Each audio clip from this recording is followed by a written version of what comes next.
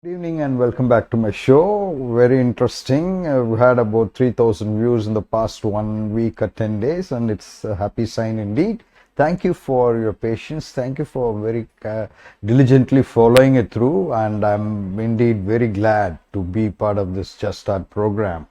Today, I thought I'll speak about the 50 characteristics of bad communication.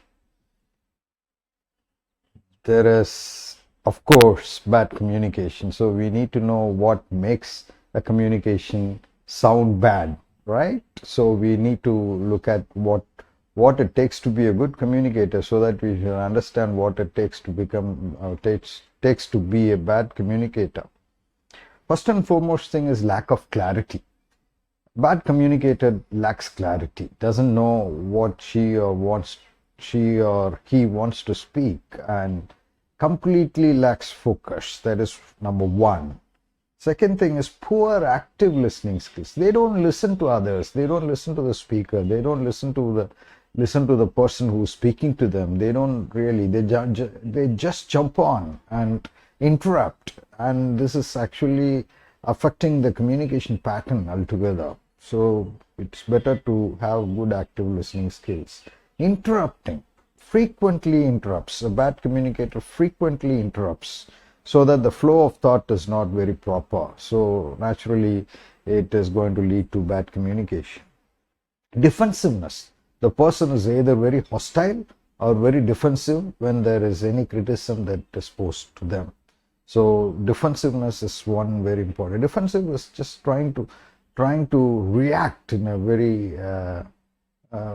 very inappropriate manner, I would say, right? Trying to be defensive, trying to find fault, trying to project it on someone else, trying to not taking ownership to one's own mistakes, so on and so forth. Passive aggressiveness. Bad communicators are always holding back. They're very aggressive, or they're very passive and turn hostile at any point in time. So this again interrupts the communication pattern.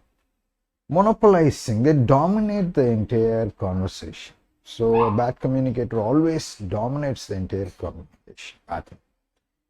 Inconsistency. They are inconsistent. Their thoughts and actions and what they say, they go back and forth in what they say, and kind of not very consistent in their thought pattern.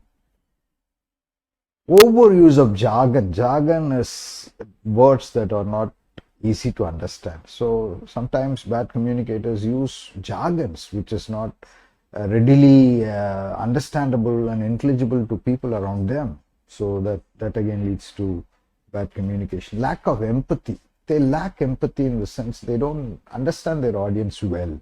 Sometimes they're totally apathetic to the audience. So naturally, they are not going to convey the message in a very meaningful manner. So bad communication is the end result. Closed-mindedness. They are closed in them. They are not open to others' opinions and criticism and ideas and thoughts. They are closed. They are self-opinionated, I would say.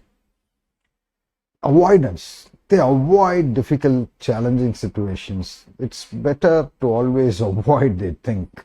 So again, they avoid criticism, very importantly, positive or negative criticism. Positive criticism, yes.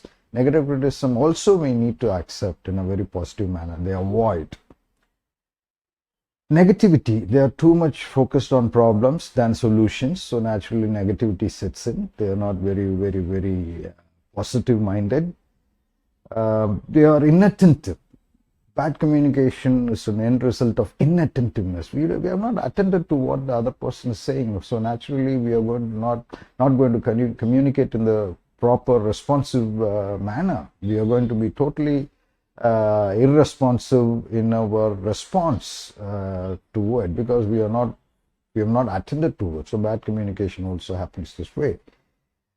Incoherence. Their thought pattern is not very logical. There is a lot of inconsistency, as I mentioned earlier. There is incoherence. People may not make sense of what the person is speaking. It may not sound logical and relevant.